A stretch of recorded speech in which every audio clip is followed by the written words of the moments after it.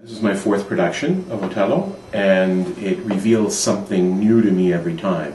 But the sophistication of the music, the chromaticism in the music, this is something that comes into Verdi through his through his career, and it's very accomplished by the time you are in Otello. The incredible accomplishment of Verdi is that the music is so human and humane, so telling, so direct in the way of Italian opera, but he's using these more sophisticated devices that are coming in as he ages and as his career evolves. So it's kind of a perfect amalgam. This is my first Otello, so I don't have as much experience as John. Well, if you were to compare it to another Italian opera. That's right. I've done Trovatore, and I've also done Don Carlos. Oh, Trovatore would be a really good contrast to this. Do you feel any?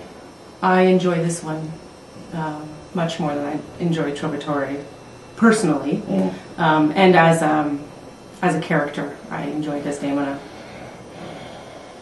too. That Act 1 duet that we share, it's just so wonderful. All of the different things that he takes us through in the music. In the music, and even the text. You know, when we go back and we look at the play.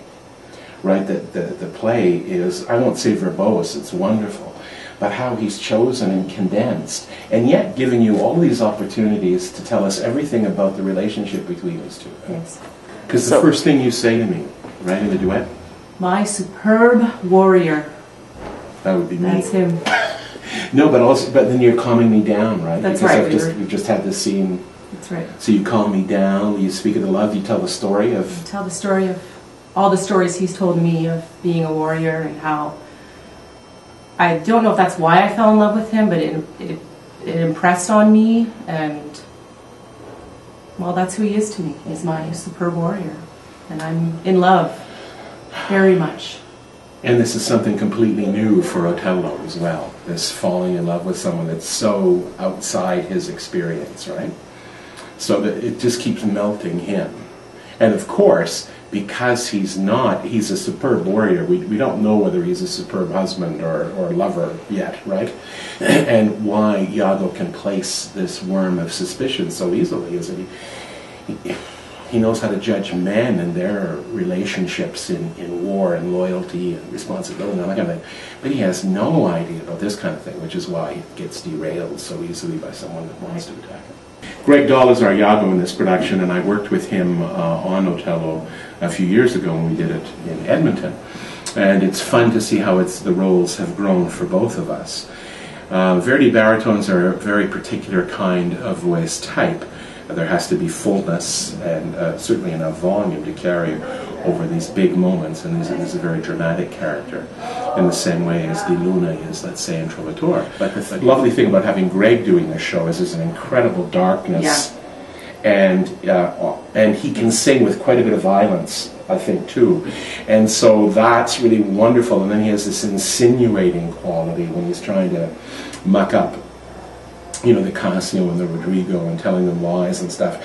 And he has this really insinuating look and sound that I think is just wonderful characterization. So we're really blessed to have him. This is ace casting. People hearing this may not be aware, you know, we're here for 3 weeks of rehearsal before we open the show. 3 weeks, oh my God, yeah, well, there's a lot to be done. But it was wonderful that Kelly spent 7 hours, and that's a full day's rehearsal and another hour, on what we call table work, where we're just reading through the script, making sure everybody understands the language and what the implication of what we're singing is for the other characters. And that's an incredible gift. And Kelly was so very, very well prepared in terms of understanding the difference. Of course, Verdi and Boito don't use all of the words of the play, or the thing that takes 3 or 4 days to run, right? So it's edited down, it's quite tight in terms of what's chosen. And Kelly had great insights into that, so that was super. I enjoyed that immensely. I think I've only done that in one other opera production, and it was in English. It was an Albert Herring I did.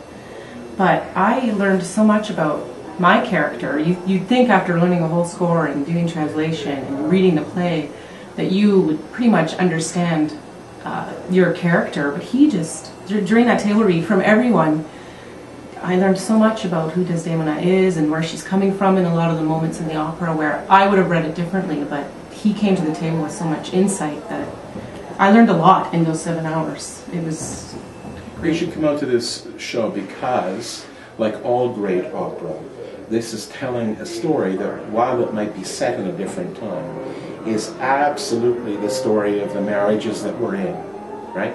It's the story of the work that we do in our offices, where people talk about their relationships, other people are sympathetic and supportive, some are critical, some don't understand, some are like, suck it up, what's wrong with you, right? And where jealousy is a part of everyone's life to a greater or lesser extent, and where marriages go through great patches and patches that aren't so great, and that wonderful marriages are made by people who learn to go through the difficult patches and actually talk in honesty with each other and share their insecurities, whatever they are, and jealousy could be one of them, only to know that they really are treasured by the other.